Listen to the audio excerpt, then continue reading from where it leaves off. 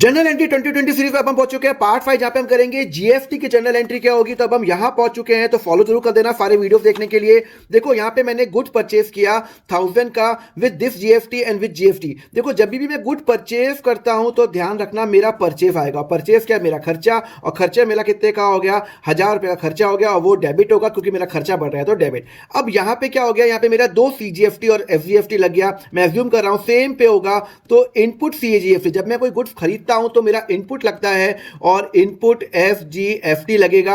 अब ये दोनों मेरे ना, इसको मैं एसेट मानूंगा। क्यों? क्योंकि ये मेरे आउटपुट से एडजस्ट होते हैं। तो जब मैं ये खर्चा दे रहा हूं 9%, मतलब 900 रुपए, सॉरी 90 रुपीज ये एंड 90 रुपीज ये, तो यहां पे ये मैं एसेट मानूंगा क्योंकि ये मेरे फ्यूचर में एडजस्ट होंगे। आप खर्चा भी मान सकते हो, एसेट भी मान सकते हो, दोनों केस में ये मेरे बढ़ रहे हैं, तो ये मेरा डेबिट, ये मेरा डेबिट। अच्छा एक बात बताओ, मैंने कैश कितना पे किया होगा, 1000 दे तो 1180 मैंने कैश पे किया, तो मेरा एसेट होता है कैश, और मेरा कैश कम हो रहा है तो क्रेडिट। तो मेरी एंट्री क्या होगी, परचेज डेबिट हो जाएगा 1000 रुपए, इनपुट सीजीएफटी। जब मैं कोई चीज खरीदता हूं तो यहां पे ध्यान रखना मेरा इनपुट लगता है एफजीएफटी लगेगा 90, और मैंने कैश पे कर लिया 1180। क्लियर है? चलो अब हम सेल्स की जनरल एंट्री करते हैं। मैंने गुड्स सेल्स किया 3000 का। एक बात बताओ, जब मैंने गुड्स बेचा तो यहां पे सेल्स हो जाएगी 3000 रुपए। सेल्स क्या होती है, मेरी इनकम, और जब मेरी इनकम होगी तो वो क्या हो जाएगा, मेरा क्रेडिट हो जाएगा। अब यहां पे मेरा सीजीएफटी एफजीएफटी लग गया। जब मैं सेल्स करता हूं तो मैं आउटपुट यूज करता हूं, आउटपुट सीजीएफटी 9%,